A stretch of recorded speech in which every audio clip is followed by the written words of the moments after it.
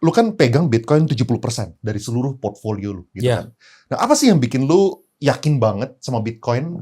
Dan kayaknya kan lu sempat bilang juga bahwa lu kayaknya nggak bakal jual gitu kan. ya. Karena Kenapa, Bro? karena Bitcoin itu hard asset ya, teman-teman. Jadi bagi saya kalau kita pelajarin ini ya, kita pelajarin dari struktur dari teknisnya gitu. Kita buang dulu sisi politis dan segala macam. Kita pelajarin dari sisi teknisnya, kemudian arsitekturalnya. Jadi strukturnya itu seperti apa.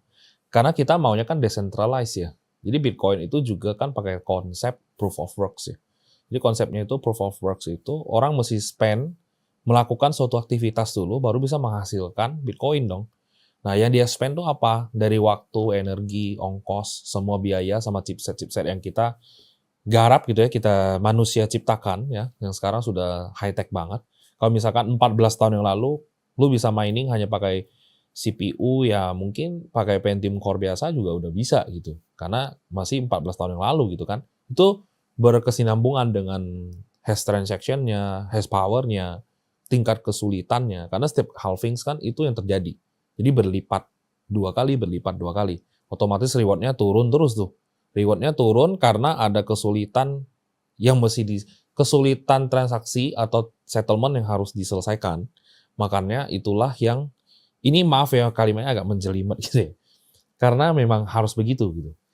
Nah, jadi kalau misalkan itu semakin susah, otomatis supply-nya tuh kan dia fix tuh 21 juta. Nah, makin drop tuh, makin susah didapatkan, supply-nya otomatis di-cut terus tuh, per 210.000 blocks kan yang terselesaikan.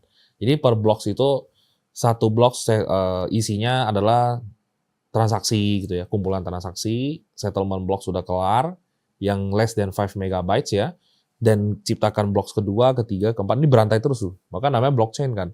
Nah kalau dulu tuh nggak ada tuh namanya konsep blockchain. Nah inilah yang saya pelajarin tuh. Saya pelajarin bagaimana, kenapa saya tidak diversify ke aset lain, komoditi lain gitu, properti ataupun ya paper aset lain gitu.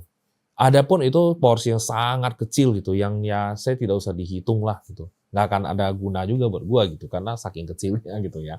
Nah, itu yang saya pelajarin dulu, saya belajar sama orang-orang IT ya, orang dari India segala macam. Saya sampai ke mining site-nya juga, karena saya mesti tahu gitu, ini beneran nggak hanya ngomong doang, apa bisa dibuktikan gitu.